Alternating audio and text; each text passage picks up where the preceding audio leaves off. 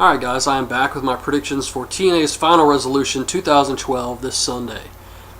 And I really don't have a lot of interest in this show. I'm sure it's going to have some great matches. AJ Styles versus Christopher Daniels, but we've seen that. It's been done to death. And I'm sure it's going to be a good match. I'm not really interested in seeing that again. And that's how I feel about most of these matches. It's just, as far as hype goes, I'm not really excited about this pay-per-view at all. So starting with Bully Ray versus Austin Aries, I think Austin Aries is going to find a way to cheat and beat Bully Ray, and I don't think this feud's going to be over. They're going to do a lot more with this Hulk Hogan, Brooke Hogan crap, and they're going to keep this going for some reason, and Austin Aries is going to find a way to beat Bully Ray. Bully Ray is going to come to Hogan and say, give me one more shot at Aries on Impact, and Hogan's going to say, I gave you your shot, you couldn't get the job done, and it's just going to keep going.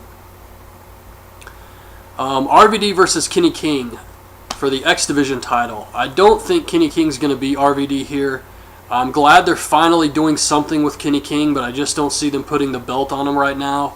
And I think giving him a push, like beating RVD clean when he's a babyface, it's just not going to happen. And right now Kenny King has been booked to look like a babyface. He's not a heel, so I just don't see him beating RVD like that.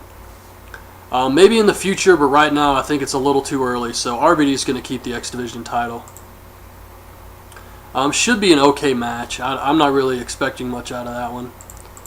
Kurt Angle, Samoa Joe, Wes Briscoe, and Garrett Bischoff versus the Aces and Eights. That sounds horrible. But I think the Aces and Eights are going to win, and I think this might be where Wes Briscoe joins the Aces and Eights, or reveals that he's been a part of them this entire time. At least I hope that's what happens, because the Aces and Eights, they're going to keep using these guys, and they're going to keep this storyline going, and it needs something new, so why not have Wes Briscoe join on this show? At least to do something with that, and have him turn on Kurt Angle or something. So I think the Aces and Eights will win thanks to Wes Briscoe. Chavo Guerrero and Hernandez versus Matt Morgan and Joey Ryan for the tag titles. I think Matt Morgan and Joey Ryan are going to win here because they've really been pushing Matt Morgan, and I think putting the tag titles on them is going to have more with this Matt Morgan, Hulk Hogan stuff. So Hogan's going to have to listen to Matt Morgan now, and he's not going to be able to split up Joey Ryan and Matt Morgan. So I do see them winning here. And it's not really a big deal. I mean, the tag division is nothing.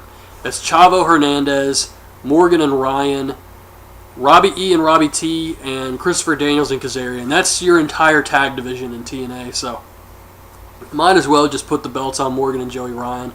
I don't think it's going to hurt anything. Tara versus Mickie James. Now, Velvet Sky came back and said 2013 would be her year as Knockouts champion. And for that to happen, she'll have to beat a heel, which would be Terry. Or, why do I keep calling her Terry? Which would be Tara. But I actually think Mickie James is going to win this match, get one more run as a babyface knockout champion, and then she'll lose it to another heel, Tara, Madison Rayne, somebody like that, and then Velvet Sky will win at some point in 2013. So I don't think they need to keep the belt on Tara right now, unless they just want to jumpstart her into a feud with Velvet Sky. But I see Mickie James winning the Knockouts title here, and then Tara goes on to feud with Eric Young and ODB, with Jesse, of course, for the Knockouts tag titles, because I did hear that Eric Young has re-signed with TNA. So if they're going to have Eric Young and ODB, they can feud with Tara and Jesse, and Mickie James can do her own thing as Knockouts champion, Gail Kim. There's some more options there if they really want to do something with this division, which I hope they do. So AJ Styles versus Christopher Daniels. I think Christopher Daniels is going to win this match, and this is going to continue AJ Styles' losing streak. This is going to be the loss that he just cannot take. He's lost all year. He lost his shot at ever getting another match for the world title, and because of all this, it builds up. And then losing to Christopher Daniels, he snaps. He can't take it anymore. AJ Styles is going to turn heel. And the main event is Jeff Hardy versus Bobby Roode for the TNA World title. I see Jeff Hardy winning this match. I mean, they went out of their way to make him his own title with his face on it, and I just don't see him losing the belt here to Bobby Roode. It would be fun to have Roode get another run as heel champion here, but I just don't think it's going to happen on this show. Especially after Jeff Hardy was beat up on Impact this week. I think he's going to get his revenge Sunday. So anyways, that's my predictions for this Sunday's TNA Final Resolution pay-per-view. I don't know, should have some good matches, but I'm not interested in it. I don't really care about this pay-per-view at all. There's really not one match on this show I want to see. I just have no interest in any of it.